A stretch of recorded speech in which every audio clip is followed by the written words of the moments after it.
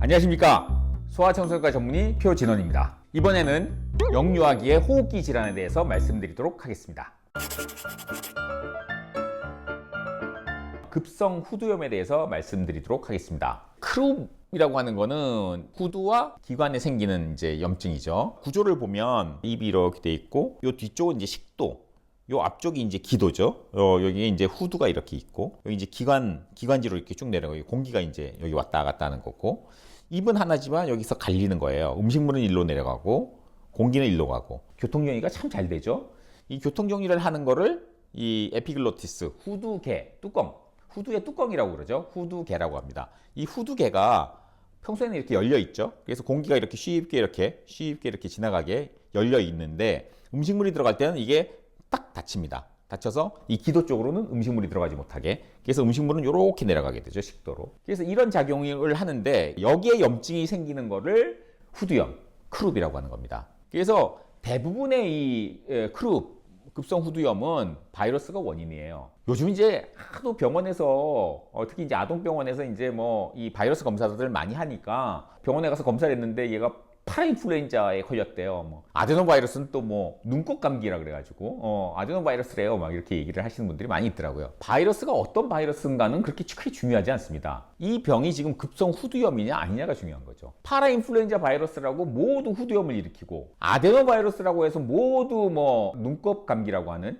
인두결막염을 일으키는 게 아니라는 겁니다. 후두염을 뭐 파라인플루엔자 바이러스가 일으킬 수도 있고, 아데노바이러스가 일으킬 수 있고, 어떤 바이러스든 일으킬 수가 있어요. 그래서 어떤 바이러스냐는 우리의 이제 의학적인 호기심을 충족시켜 줄 수는 있으나, 이 병을 예측하고 이 병을 치료하는 데는 뭐 그렇게 필요한 정보가 아니라는 거죠. 그래서 바이러스 검사들을 많이 하긴 하는데, 뭐 저는 말리고 싶은 생각은 없지만 굳이 할 필요는 없다라는 말씀을 드립니다. 그래서 감염은 다른 호흡기 감염하고 똑같아요. 감염된 사람의 침방울이나 손을 통해서 감염이 됩니다.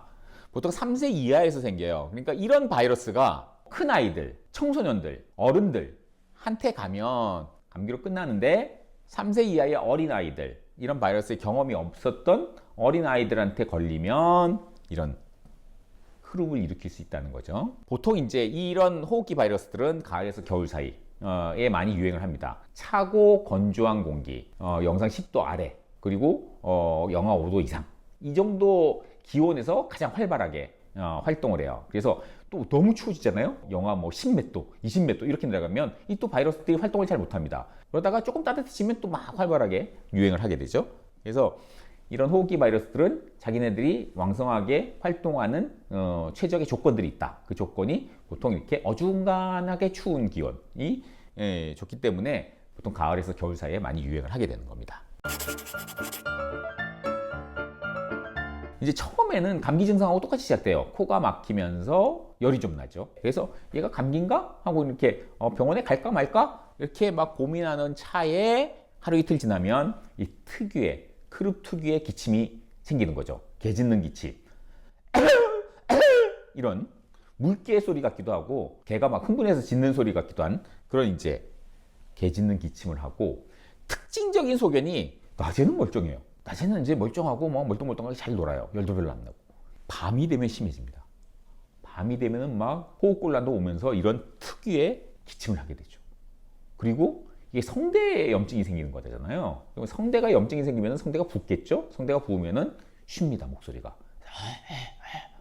이러면서 기침이 이런 소리를 내면서 그런 특유의 기침을 하면, 얘가 후두염이구나, 크룹이구나, 위험하구나, 이런 생각을 하셔야 되는 거죠. 성대라는 데가 굉장히 좁거든요. 우리 목소리가 나오는 데라서 평소에는 굉장히 좁아요. 근데 부어서 더 좁으면 어떻게 될까요? 나중에 너무 좁아지면 숨쉬기가 굉장히 어려워질 수 있어요. 숨쉬기 어려워서 막 이런 소리를 내면서 막 숨을 쉬기도 하죠. 이 성대가 부어올라서 호흡곤란이 오면은 굉장히 위험한 응급 상황이 될 수도 있다라는 거를 알아두셔야 합니다.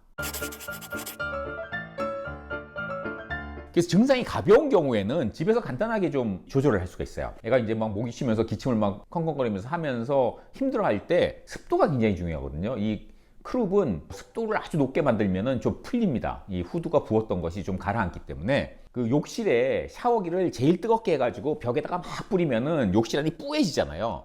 뿌옇게 만들어 놓고는 아이를 들어가서 거기에 이제 좀 앉아 있는 거죠. 그렇게 되면은 호흡곤란이 있던 애가 좀 진정이 되고 풀립니다. 그리고 밖이 뭐 아주 막 뭐 눈보라가 치고 막 아주 추운 상황이 아니고 밖에 나갈 만한 그런 쾌적한 날씨라면 밖에 데리고 빨리 나가는 것이 도움이 됩니다. 실내보다 바깥이 습도가 높기 때문에 바깥에 차고 습한 공기를 들이마시면 이 후두가 부풀어 올랐던 게 좀 풀립니다. 그리고 아이가 이제 자고 있을 때는 초음파 가습기를 쓰세요. 이 크룹은 특이하게 따뜻한 습기보다는 찬 습기가 오히려 더 후두를 풀리게 하는데 도움을 줍니다. 그렇기 때문에 가열식 가습기의 그 따뜻한 습기보다는 찬물을 이 초음파 가습기에 넣어서 바로 이 얼굴에 찬 습기가 닿도록 하는 것이 기침을 좀 완화시키고 편안하게 잘 수 있게 도움을 주게 됩니다. 그리고 아이가 숨을 잘 못 쉬어가지고 꺽꺽거린다고 아이 입을 벌리고 손가락을 넣어서 막 기도를 열어보려고 절대 하시면 안 됩니다. 절대 하시면 안 돼요. 혀를 이렇게 내리는 그런 자극만으로도 후두 경련이 심해져가지고 완전히 숨이 멈출 수가 있어요. 후두 및 연골을 칼로 이렇게 열어야 될 정도로 급한 상황이 될 수도 있어요. 병원에서도 이제 후두염이 의심되는 환자들, 좀 심한 상태라면 이렇게 서랍자로 목을 보지 않습니다. 왜냐하면은 서랍자로 혀를 누르는 동작 자체가 후두 경련을 일으키게 만들 수 있기 때문에 굉장히 조심스럽게 우리가 접근을 하거든요. 집에서 잘못해서 손가락으로 혀를 자극했다가 이런 후두 경련이 오면 집에서 큰일 날 수 있습니다. 이런 경우에는 바로 애를 업고 119를 불러서 응급실로 가야 합니다. 숨을 쉬려고 굉장히 힘을 이렇게 숨을 쉬려고 아주 안간힘을 쓴다. 굉장히 위험한 상태입니다. 그 다음에 평소에 말을 잘하던 아이인데 아이가 숨이 차서 엄마 부르지도 못하고 말을 못하는 상태. 그리고 아이가 너무너무 졸려해서 거의 기력이 없이 깨워도 일어나지도 못하고 이게 잠든 건지 그냥 정신을 잃은 건지 모를 정도로 늘어져 있다. 위험한 거죠.